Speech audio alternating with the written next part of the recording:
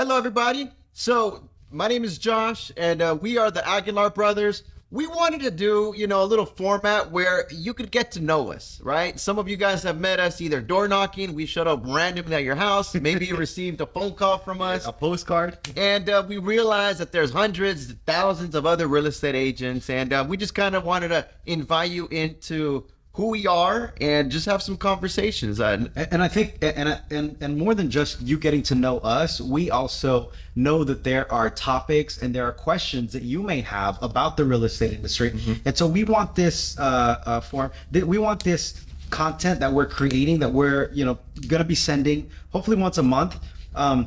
We want it to be helpful to you. So if you have any questions, or if you say, well, I'm interested in this topic or that topic, feel free to email us back and to say, hey, why don't you guys talk about this? But more than that, we want you to be able to receive value and information that is relevant to your property, that's relevant to your situation and circumstances. So the purpose of this specific episode, I guess we could call it, is to meet the Aguilar brothers, right? Maybe you've seen one of our for sale signs. Maybe you've seen some marketing material with our information. And one of the things that we always get is like, are you guys really brothers? All the time, yeah. Are you guys really brothers, or do you guys just call yourself brothers? The main thing we always get is Freddie real? He's right here, guys. Yeah. Look, he's on our photos. Yeah, he's on our That's him. He's real.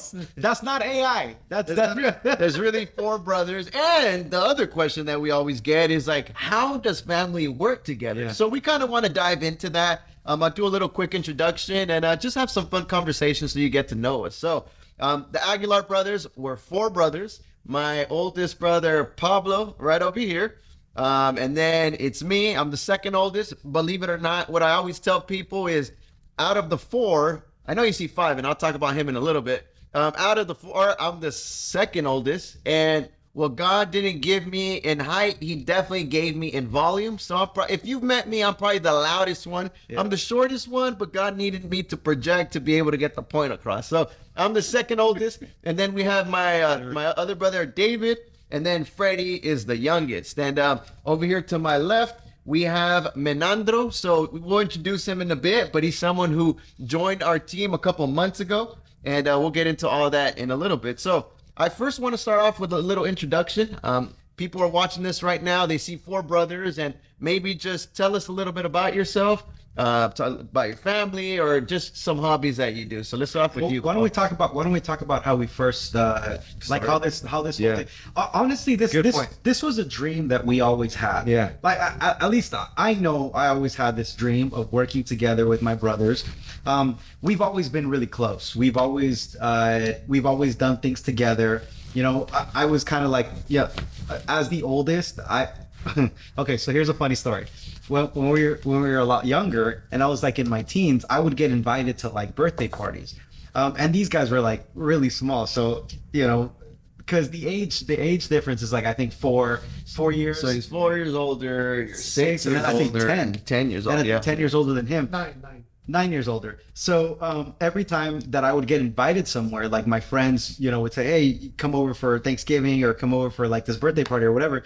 Like I would always want to bring my brothers along because, they were at home and they were bored and they wanted to be with me. So like every one of my friends knew that if they were going to invite me, I was going to bring along my brothers. Because to me, like being close and being together, I've always thought like we can get so much more done together than separate. And, that there are different family dynamics in different families. But I know that for our family, I know that we can get so much more done doing it together than doing it separately. Yeah. And for us, we're talking about the family aspect. I think who we are, we transmit it into every single area of our life. And I think we're talking real estate. But for us, it's not just real estate. For us, it's our values and it's family. And I think the reason we're able to work together in our business is because the values that we've incorporated as brothers, as far as respect, as far as integrity, as far as being honest, as far as all these different things, we've already been implementing it. So by the time we start doing business together, and doing business together, you run into difficult situations. Of course, we're human beings and we have times we have disagreements, but thank God our values hold us together. and we're able to extend that to everybody we meet. So I think we started off like that, but family is everything for us. So, Freddie, what about you? What do you think about this? I think it's awesome. Well, we were talking about our childhood. I remember a vivid moment in our childhood was when Pablo used to work at LA Times. It was LA Times. Oh yeah, we got to talk about that. LA Times. So that was a long time ago. I remember I was like 5 years old. But it was funny because Pablo, in one of those moments, he took us to his job place, and we had about 400 papers that we were handing out door by door. And so that kind of reminds me, because even since our like childhood, it's always been something that we did as kids, was to go out and just drop off a piece of paper. And so here I was, I don't remember how old I was like around 7, 8. But I just remember all 4 of us were just dropping off a piece of paper. You were there too? I was there, yeah. Wow. Yeah, and I'm glad you brought that up, because my older brother, and we'll do it in a little bit, I kind of want to mix it up, right? We're talking about us, and I think people want to know, who are they? What do they do? And how can they benefit? And how could they benefit from it? Like, you're having 4 brothers. Like, I can barely deal with 1 agent. Well, now I'm going to deal with 4. How does that work? Why don't we first talk about Menandro and then get into it? He's just kind of awkwardly sitting. He's like, what about me? So, funny enough, us brothers, when we got into real estate, we weren't thinking about forming like a bigger team at the moment. And Menandro is a close friend of ours, and we've, outside of work, he's been a close friend of ours, and he's the one that came up to us saying, hey, I want to join your team. And we're like, well, we kind of don't have a team right now. And like, what do you mean? And he's like, well, I see other people doing this, and I see other people doing that. And we're like, are you sure? Well, you want to join us? And I mean, maybe you could tell us why did you join the Aguilar Brothers? So I initially met them, met David back in 2017 at the gym. Then things happened. I met them at church. I met the 4 brothers, and I said that our values matched together, and I had a lot to learn from you guys. I wanted you guys to mentor me. I saw a lot of value from you guys, so I'm like, I want to be part of that. I want to grow with you guys. I want to be there to support. We just met each other from the gym, and that was the only time we would, associate with each other with the gym. But every time I would see him, every time I would see his Instagram post, I would DM him a few times certain things. And I remember just something inside me was like, there's something about him that he's going to be a part of what you're doing. To what, capacity, I had no idea. And I kind of want to tap into that, because I think that same like feeling, like there's a lot of people that kind of like, because think about it, there's hundreds of other real estate agents, and it's not even to say anything bad about them, but I think right now we're talking about what we have to offer. And I think sometimes you can't, I mean, you have to pick up on genuineness, and you kind of get like the feel of their heart, if they're just, because a lot of people nowadays say things just because it's the right thing to say, but then when push comes to shove and when it's put to the test, it's like, well, that doesn't match up.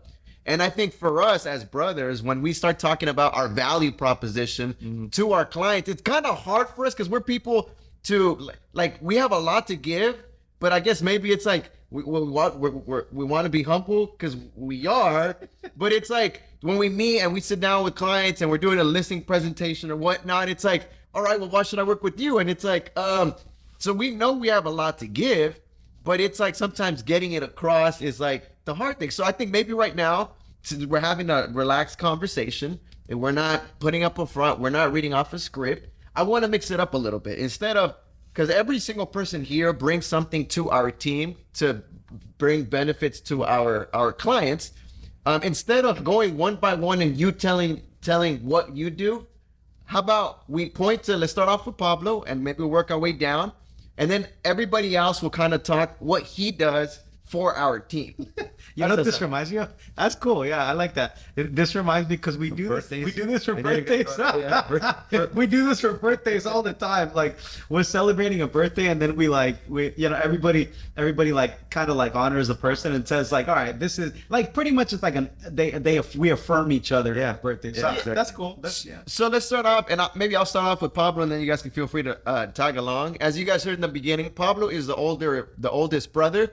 Ever since we were kids, we always looked up to him, and because of personal things that happened in our family, our older brother stepped up. He didn't have to, right? He didn't have to step up, but he did. And if it wasn't for our older brother, we wouldn't be where we're at today, not just in business, in family. So he's someone we really look up to, and we continue to look up to. And he's always been the visionary. So Pablo's the dreamer, the visionary. And with that in mind, he's the one that leads our marketing department. So apart from the Aguilar Brothers, he owns his own production company, and he's been running that for about 10 years. Mm-hmm. And what he does in his business, he does top-notch photography, videography, marketing for homes. So a lot of brokers that maybe not just Pinnacle Estate Properties, who our broker is, but Keller Williams, all the top names that you heard, most likely their top agents or most of their agents are reaching out to his business, which is called Home Sweet Home Productions. So he has his own company that does marketing. So now with the Aguilar Brothers, because he's in our team, we have access to all that, and we go all out for our clients. So maybe if you've seen some of our videos, we don't just do basic photography. We don't just do basic videography. We are always thinking innovative ways to go out, to go all out, to go above and beyond. And we have a lot of fun with it. Maybe you see some of our Aguilar Brothers videos where we're acting, we bring in actors, and because we're always thinking of creative ways to bring your home as much exposure, because we know that market that we're in, let's just be honest. And, we're always thinking outside the box. So anybody want to add to that? What Pablo's role is with this team? Yeah, something that he does really well is that he brings a lot of creativity to marketing a house.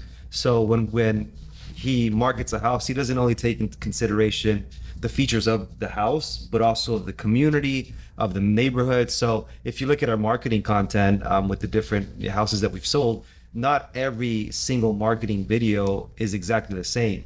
Some of them have different, and it also depends on who we think our audience is. So for example, if we know that this property is an investment property, Pablo will go there and he'll tailor that marketing to the investment audience. If it's more turnkey ready, and if it's a house that we know will attract the family, we will tailor our marketing to a first-time homeowner. So I like the creativity that he brings to the table. I definitely love all the marketing, and he brings a team, and he brings an army of different resources. So working with the Aguilar Brothers, having Pablo as part of our team is something really, really, really that sets us apart.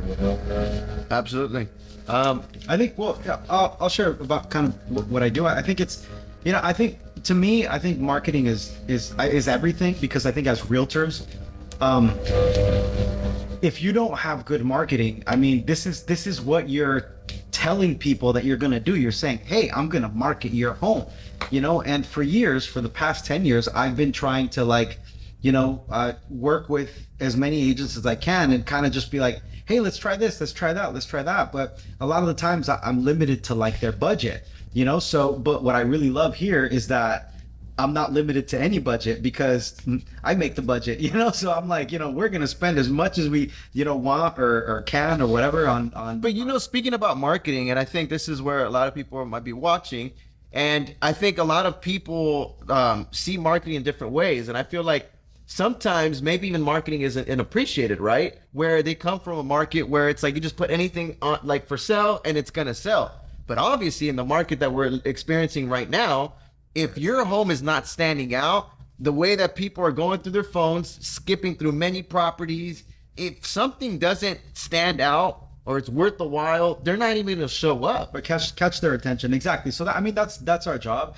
But I think what's cool too is the fact that, you guys are kind of down for anything, So yeah, you got to see some of our bloopers. We've gone into pools. We've, a lot of different things. But we like to have fun with it, and we bring that experience with our sellers as well. We partner up with our clients, and it's a lot of fun. Some of our clients have been part of our marketing videos, if they're willing and if they're comfortable behind cameras. But their children have. Their children. No, but even we've had a couple where we've had the creative videos. Yeah, it was wheelchair and everything. Oh, that's right. Yeah, Gretchen. Yeah, Gretchen. Hi, Gretchen. But yeah, so all right, let's move on to David. David. No, I'll go next because I kind of. Yeah, I was saying the same thing Well, I want to chime in because I think Pablo and I. So I work with Pablo. We own a production company, and we've been in thousands and thousands of houses throughout, I would say, the last 10 years. So we've seen all different kind of spaces. We've seen all different kind of marketing that agents do, whether it's commercial, whether it's residential. And one thing that we've been blessed in that fact is that we've seen what realtors do. We've seen their success stories. We've seen what works, what doesn't work. And so that's helped us with the Aguilar Brothers, with our team, because we can see, hey, this is this kind of property, we should do this. And so like Pablo said, there's no marketing budget. I know that in most homes, there typically is a marketing budget, but really right now, more than ever, we really have to be able to market your home the best way possible. 2020 was a year where everything was flying by. You didn't need to take photos or do any kind of video, and it would sell $100,000 over asking. Well, now that market is gone, and we really have to be able to market homes the best way possible. And it's a huge factor in it. So what I help in the team is I also help behind the scenes. That's why you don't see me that's why I am not there often, because I'm more behind the scenes, and I'm not really too much in the camera. Well, Freddie assists me. So like we work together at a lot of this stuff.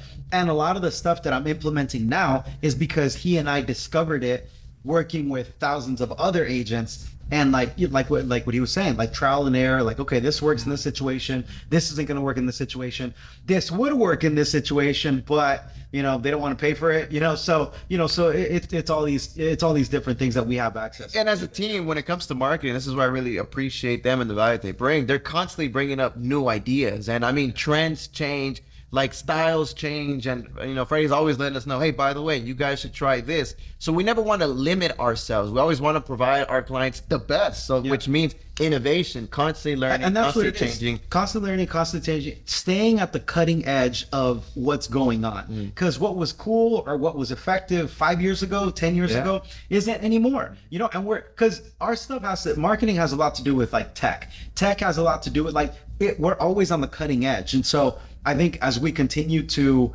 learn, not just because my business continues to provide service to other real estate agents, but I'm able, like I said, if I see strategies that maybe other people don't want to take advantage of because of price, I'll give you guys an example. This right here, what we're doing, what we're doing in here, this is really expensive to do, right? So, but we have access to that. Why? Because part of my company is to do this for other agents, not just agents, but like in different people, business owners in different industries. So I'm going to shamelessly promote myself right now. If you got to do something like this for your clients, Yes, anything marketing, by the way, to go on a little bunny trail, anything marketing, please let us know. Even if you own a little business, a restaurant or anything that you want to, Freddie is our branding expert. So, please reach out and send us a message. Shameless plug.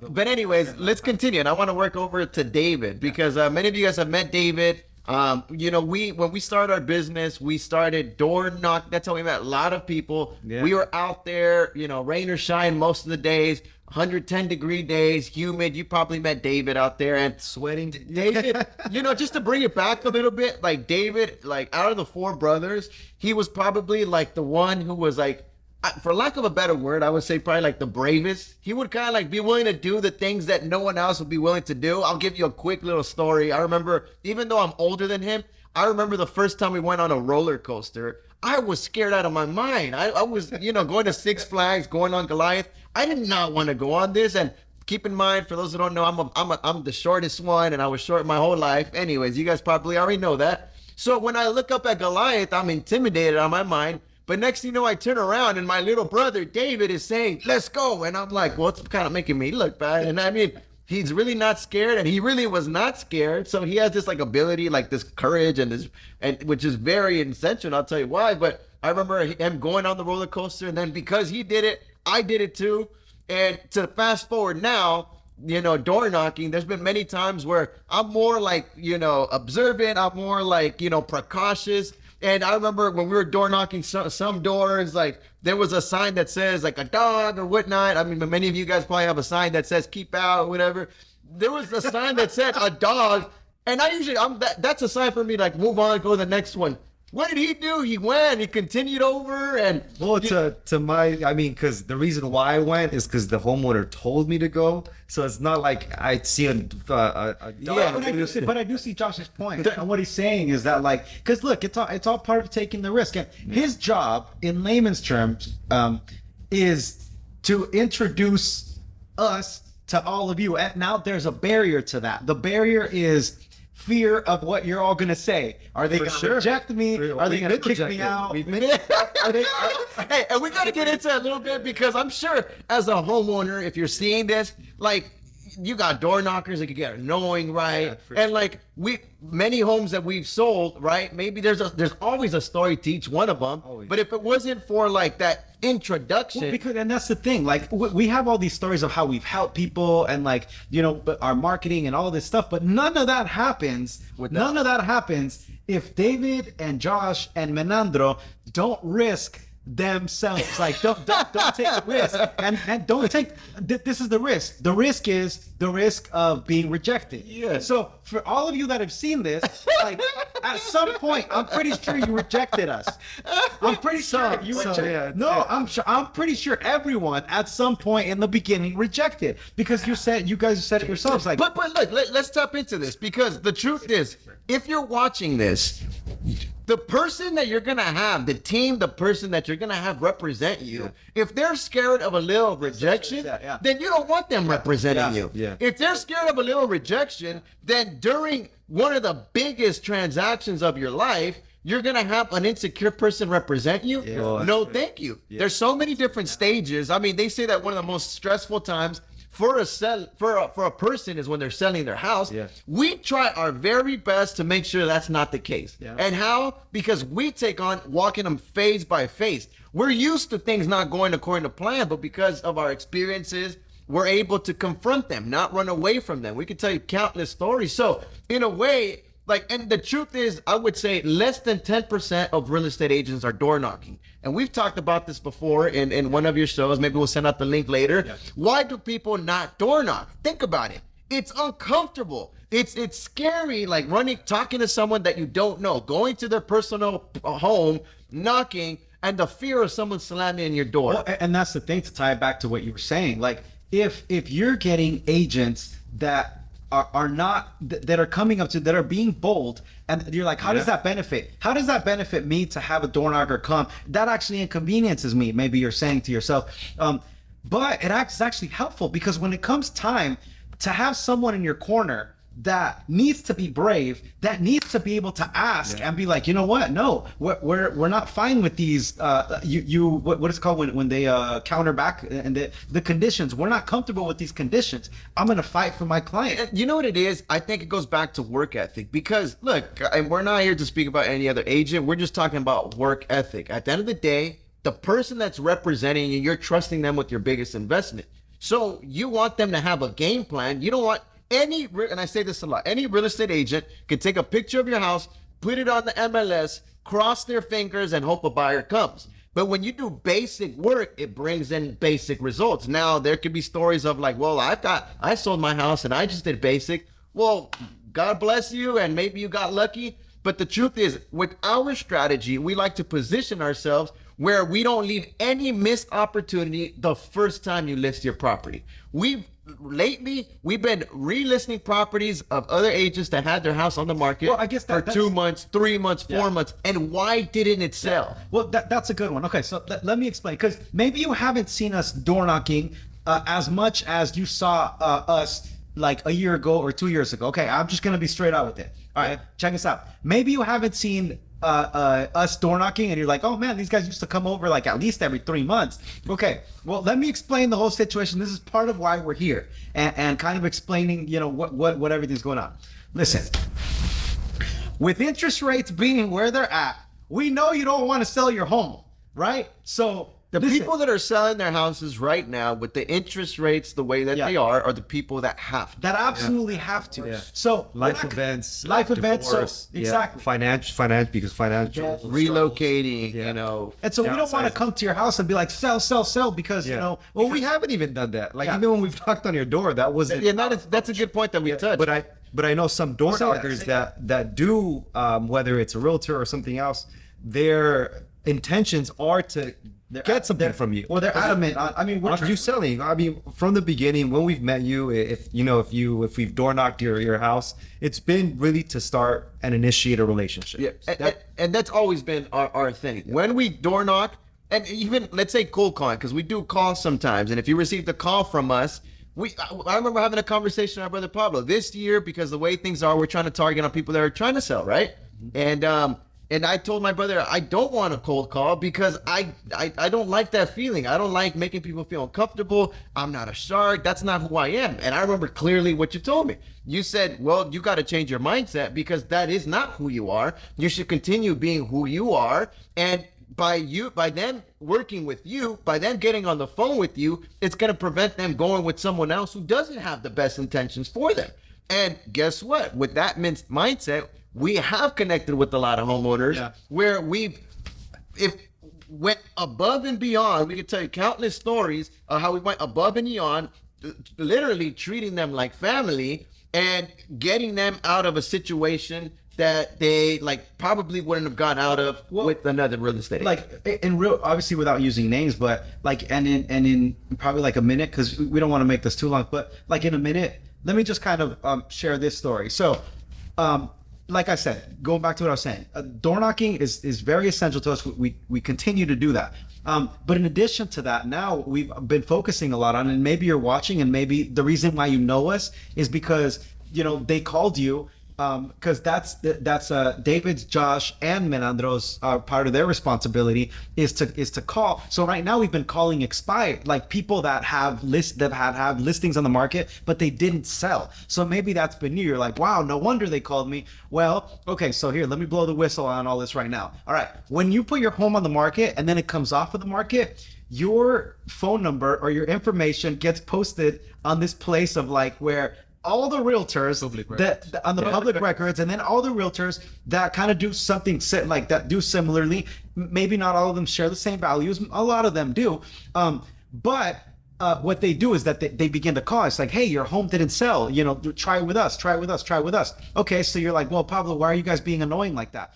Because we truly believe that with our marketing, with our set of values, with the way that we are with people, the way that we love to serve, we truly believe that if it didn't sell in that circumstance, by giving us a shot and using our ecosystem of resources, that we believe that you could have a different outcome. And so where I'm getting at with all of this is that the phone calls is an essential part of what we do right now, in addition to the door knocking. So maybe you're watching and that's how you met us. So this is great that you're kind of getting to know us, because you're getting to know our hearts. Like Josh said earlier, none of this is scripted. We don't have scripts saying make sure you say this about yourself and that about yourself. But it's hard to tell when you have 10 different realtors calling you, and they're all saying the same thing. And I always say this because genuineness, you can't fake it, genuineness. You probably can fake it for a little bit, but after a while, ultimately, the people, the sellers that we're seeing, the agents that they're hiring, that they want or that they need, are people they could trust. So how can someone that's never met you or only gets your marketing material every once in a while trust you? And this is where it's kind of crazy. I don't know how to explain it, but they have to, number one, have your best interest in mind. How many times have we advised our clients? I mean, one story comes to mind. I know we said her name earlier. Her name is Gretchen, one of the loveliest ladies we've met. We literally called her like a Disney princess character. She looks like a Disney princess. Because she she's on a wheelchair. She's been on a wheelchair for a while. And the way we got connected with her was door knocking. She knew other agents as well. And she's probably known some agents even longer than us. But all the agents were telling her the same thing. Call me when your house is ready. Their intentions were just to sell. It wasn't really to build a relationship. It wasn't really to help out in any other way. And as we remember, we sat down with her. The market was, during pandemic time, a lot of people selling. And she would have sold at the time. It would have been bad. But we sat down with her. We heard her story. After hearing her story, we saw it was in her best interest not to sell. We've advised our clients before. Why don't we say the numbers? Because Not- I think it's important. So let's talk about it. So it was a home in North Hollywood. It was a 4-bedroom, 2-bath with the pool, but it needed some renovation. So in the condition that it was in, that she was actually advised by a different agent. There was, and that's a very good question. There was another local agent, and the agent said, "Hey, I can sell your property to one of my investors, and you'll get $850 for it, right?" And she was contemplating it. She's like, "It's a local guy. I should trust him, right? He's looking after my best interest," she thought. But after we sat down with her, we saw her story. I mean, she was gonna move to an apartment temporarily. It wasn't ADA, compatible, and she had to do all the work herself. She didn't have income at the time. Then it just didn't make sense. So when we sat down with her, we said, "You know what? We advise you not to sell," which is very contrary to what most agents would do. I get that, but I can't live with myself. Well, because we don't profit. I can't live with myself by advising something to our clients that's not right. And I think that's our values, and I think that's what we want to let people know. Well, okay, so then to get to the story, so it was the realtor said, "Do it for $850 and let an investor take it." So we're talking about the other real estate agent wanted to push her to sell the house for $850. It wouldn't have made sense for her. They invested, let's say, $60,000 in renovations, So and then we ended up selling the house for almost 1.4. And all we did was wait. And that's the best advice that we could tell her, looking at her best interest. Just wait. I mean, I know with Gretchen, I know you guys did I have pictures and I have videos of that. You guys are in your shorts. So what we do, and to continue. So David, we're not typical agents. You see us dressed up, but we're not afraid to work, and we're committed to work. We're committed to get the job done. With her situation, we didn't even had signed a contract yet, and we went in there. We helped her declutter her garage. We helped her declutter her living room. We went above and beyond, because wouldn't we do that for one of our aunts? Wouldn't we do that for a relative? That's what we would do, with nothing in return. And then after her and her husband, they went with us, and it was a great story. But I think, so David and myself, we're very hands-on every single day. You're seeing us, rain or shine, we're committed to work.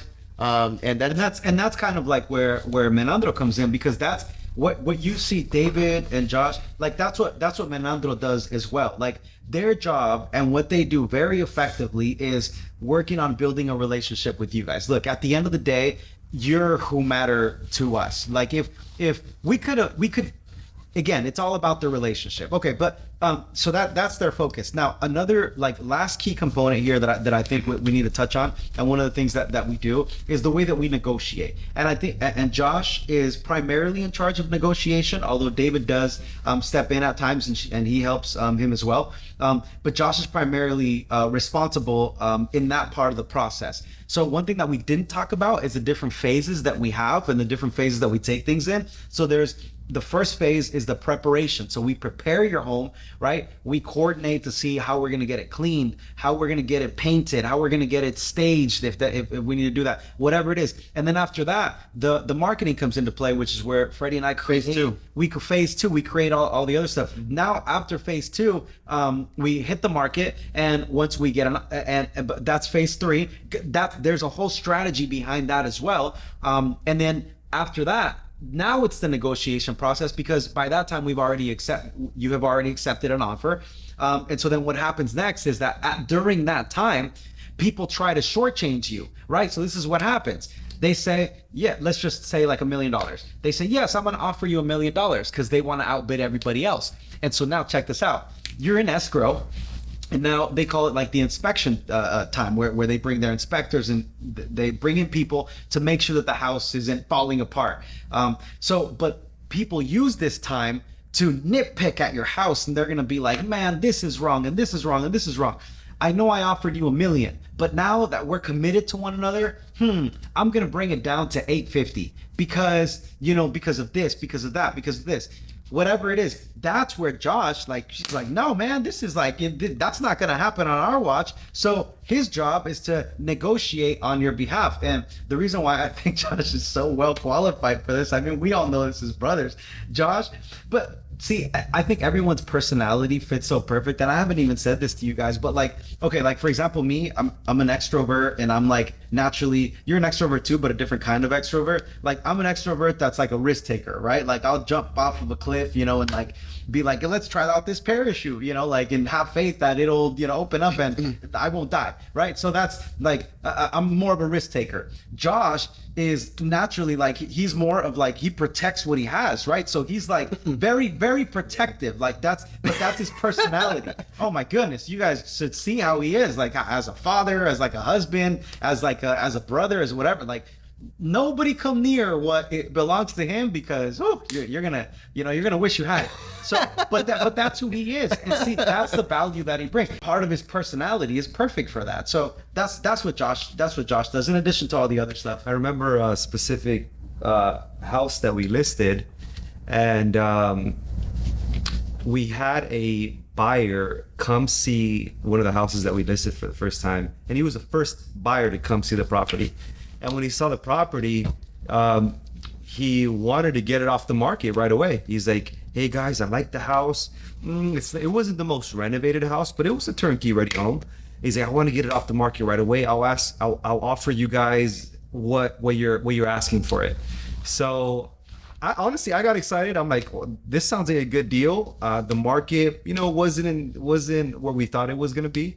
But it was just the first day. We go out, I start talking to him. And the funny thing also is that when it's a seller's market and there's a lot of competition, that's where you get tested. That's where your integrity gets tested. Because some people try to, you know, offer a little bit more on the side or something like that. So that's why you have to have a trustworthy agent as well, because there's some investors, there's some buyers that, you know, try to do that. That happened, bro? I forgot about that.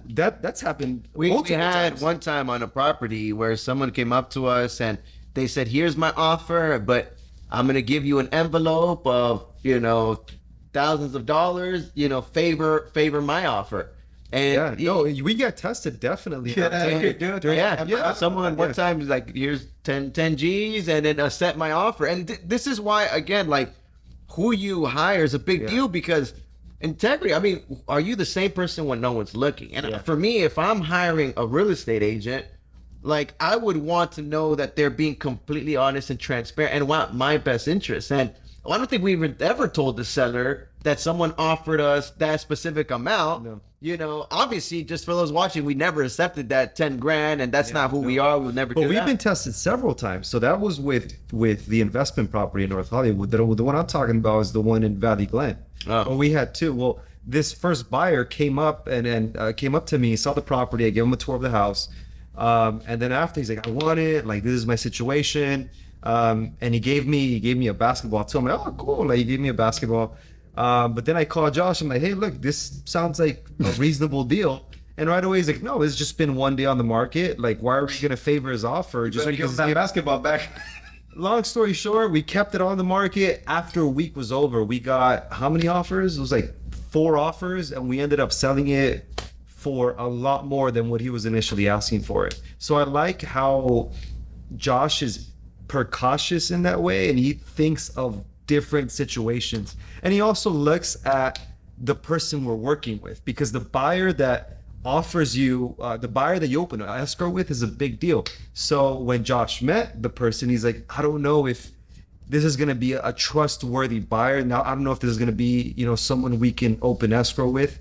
And, you know, we see it through the finish line, because one thing is opening escrow and another thing is actually closing escrow. So we decided to go with a different offer, which was higher than his, and the entire escrow process was. There's this one, and you know, we're God-fearing people, and we include God in all of our decisions that we do. We believe in what the Bible says, especially when it comes to our business. So like our values, they all come from the Word of God. And so I remember that I don't know if you guys can look it up real quick, but there's I think it's a Proverbs that says something that is started like shady won't be blessed in the end. It's a different an inheritance gained too quickly will not be a blessing at the end. And so how I'm using that here in this context is, guys, what year are we in right now? 2023? Mm-hmm. Guys, we still want to be here in 2033. We still want to be here in 2043. We still want to be here in 2053.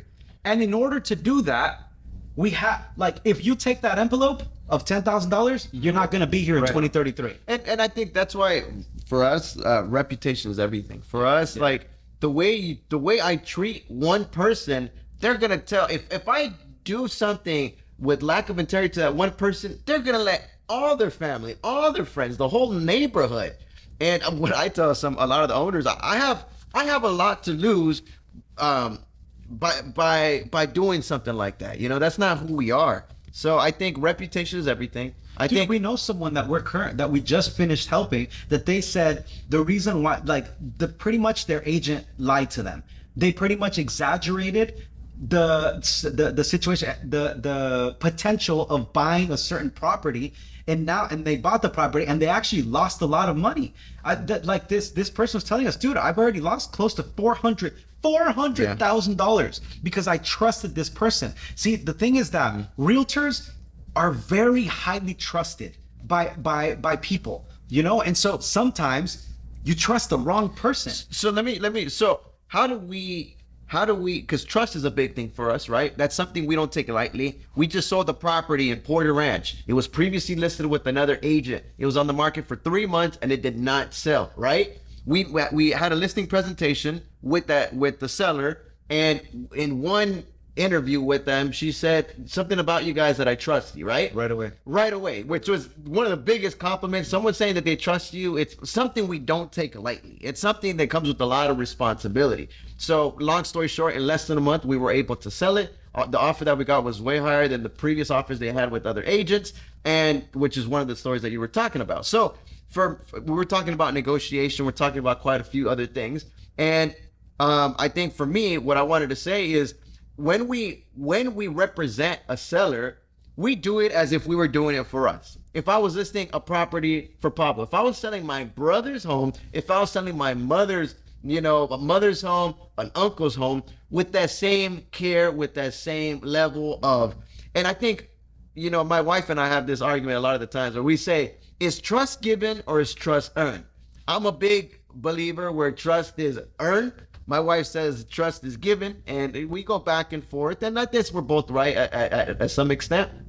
But if you're watching this, we don't take trust lightly. And I think something that helps with trust is communication. And you're talking about one of the most stressful times, the process of selling your home. And you want to make sure the agent is not going to drop the ball. Mm-hmm. And I think from the testimonies we've gotten in the past, your agent needs to keep you up to date through every single period of the cycle. Even if all you're doing is waiting, even if part of that escrow stage is just waiting, they need to know exactly what's happening. Communication is key throughout the whole thing. But what happens, a lot of these agents, they don't really check in, they don't really keep you updated. They even make decisions on behalf of their seller. Ultimately, the seller, you have to understand this. Maybe it's the first home that you're thinking about selling, or maybe you've sold multiple homes before. You are the one in charge. You're the one that did all the hard work. We love sitting down with our sellers, hearing their stories, hearing their testimonials of how they got their house, working, day and night for years. Someone that just migrated, from outside the country, came here, worked years, and for it to land in our hands and for us to not go all out, for us not to steward that well, it's such a disservice. And it's one of my pet peeves when I see other agents do it. Yeah. And there's times where last thing I'll finish with this, we even lost out on a listing, but by them meeting us and them hearing our value proposition, how we're going to go all on marketing, how we're committed to door knocking, how we're committed to text blast, email blast, all the above, they go back to their agent and say, hey, well, are you going to do this? Are you going to do that? And the agents are like, oh, man, I have to work. Now you have to work, Now, obviously, we want to help you and we want to be the ones representing you. But our goal is to set the bar when it comes to representing a seller. Anyways, guys, I think we should. I think we should end it here. Last thing, but let's hear from Menandro. I want Menandro to just give your closing statements. No, I just wanted to say, kind of to recap everything, I feel like something that we really focus on, and I could say that it's main of our business model, is that the way we do business is way more important than how much business we do. Say that again. That's good, bro. Yeah, the way we do business is way more important than how much business we do. Hey, that's a good statement. I like that. And finish with this. You know 'cause we what? really- That's gonna be on the thumbnail, bro. That's gonna be on the thumbnail. Forget Meet the Aguilar Brothers. If you're still, I like that statement better, bro. That's I know we said this in the beginning, but we're really family guys. We love real estate, but real estate isn't everything we do. For us, if you didn't hear, Pablo is married. He's married for, how long is it now? 11 years. 12 years. Don't get it wrong. She's probably watching. 12 years. I don't know why I'm trying to blame you. He has 4 I know kids. this number. I married 12 years. 4 years. I have 2 kids. We're family men. For us, family is everything. So we don't take that lightly. And one of our mottos is treat everybody like family. So if you're still watching this, that's a little bit about the Aguilar I'll brothers. tell you, if you're still watching this, man, you must really love us, right? Yeah. Because this is long, man. We love what we do, and it's a privilege meeting you. So that's a little bit Moving about the forward, Aguilar we'll try not to brothers. make them this long. And actually, on the next episode, we're gonna The next episode, we're going to be bringing some guests in. We're going to bring in some lenders, some inspectors, just so that way you know the process. But if you have any questions or if you would like to see a specific topic, let us know. This is Josh, Pablo, David, Menandro, and Freddie. And I'm glad you tuned in. Till next one.